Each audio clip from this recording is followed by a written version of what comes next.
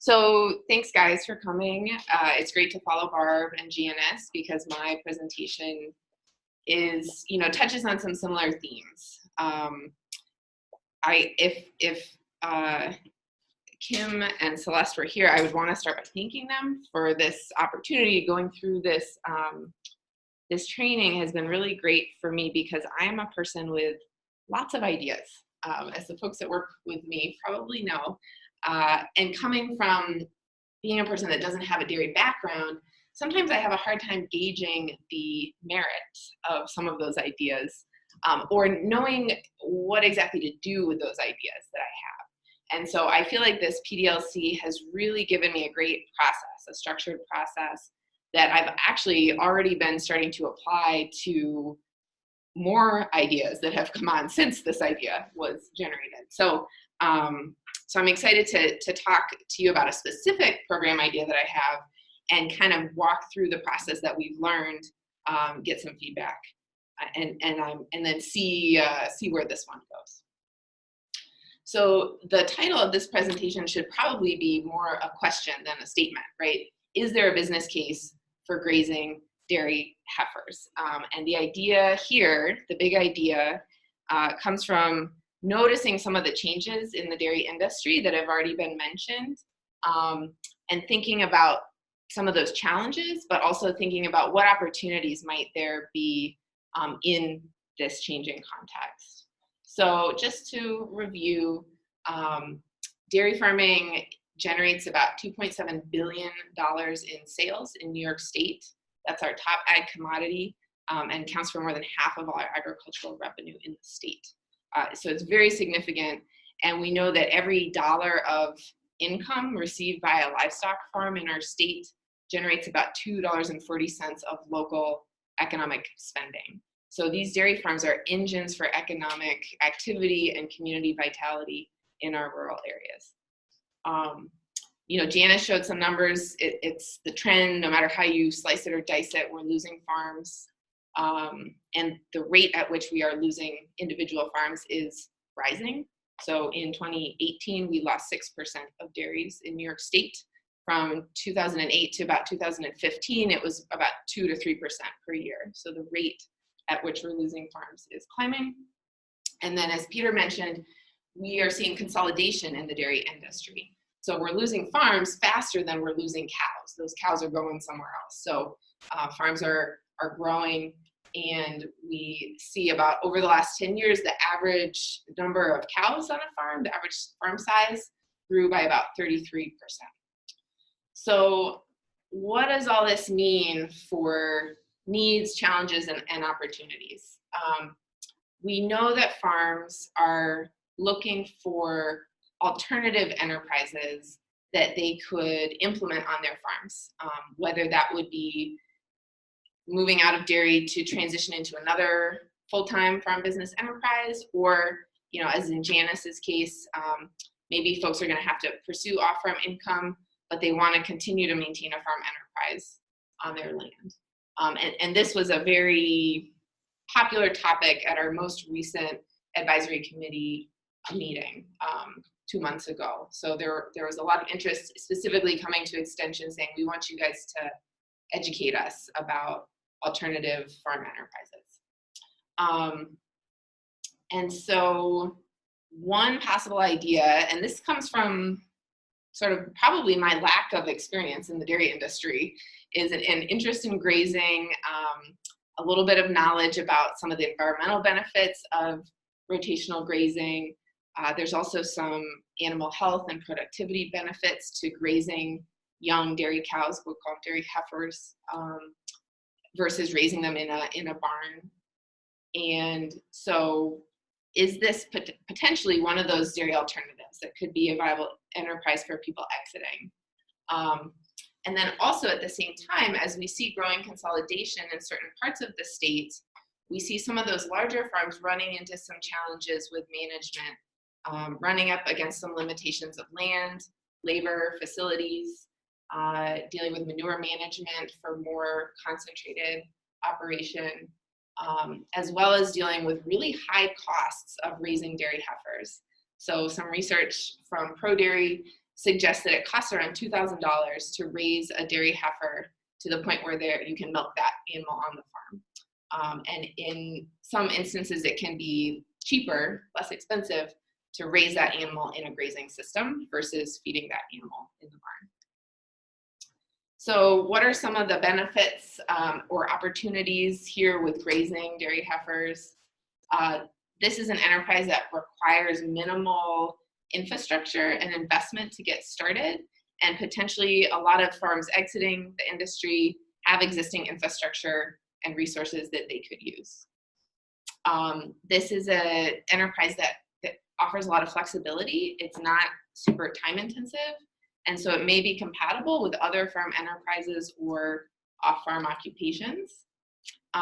You get a fixed fee. You don't have to purchase the animal. You don't have to wonder what the price is going to be when you're ready to sell it. If you're a custom grazer, you sign a contract with that dairy, you know how much you're getting per animal per day, and that has the potential to help smooth out your cash flow, as long as your dairy folks are able to pay you on time.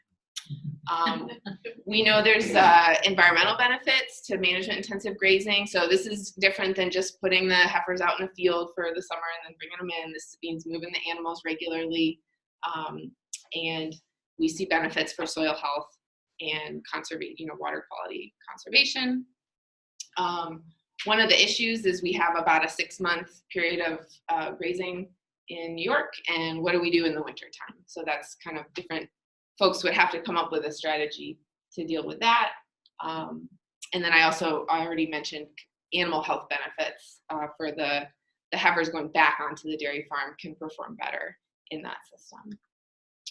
Okay, so who's our audience? If we're gonna do education on this particular enterprise, who are we gonna target?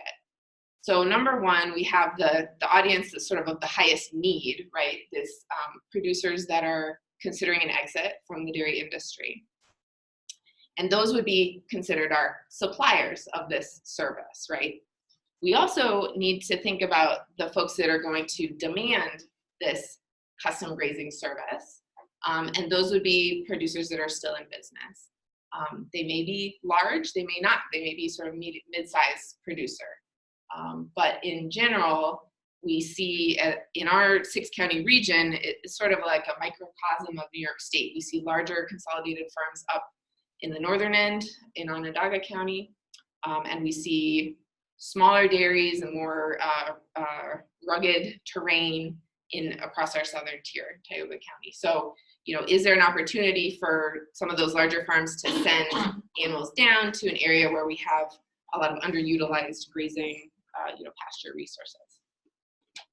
A third audience is that we already have people in our state that are custom grazers. They are providing a grazing management service for other people's animals. They may or may not be into dairy, but they might have never considered grazing dairy heifers. So that's a possible audience. Of course, our ag service providers that are going to be providing technical assistance. And then one of the things I really appreciated about PDLC is that it asks us to think about diversity, equity, and inclusion in our programs and expanding possible audiences.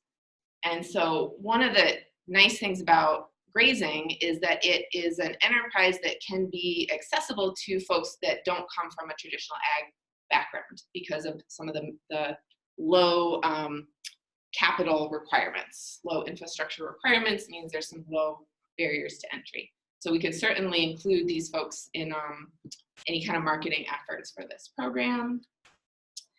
So the activity, proposed activity would be to host a symposium, a single day focused on grazing dairy heifers, involving lecture style presentations from experts focused both on the production side, how to manage set up and manage this production system, as well as the economics of this enterprise. We'd also want to really emphasize peer-to-peer and hands-on learning in this type of an event. So a farmer panel was showing both sides. Farmers that are sending heifers out and folks that are custom grazing would be able to share their experiences. We try to fit in a pasture walk and see some existing grazing management infrastructure. And then opportunities for farmers to talk with each other, and also some structured discussion around both the opportunities and barriers with this enterprise.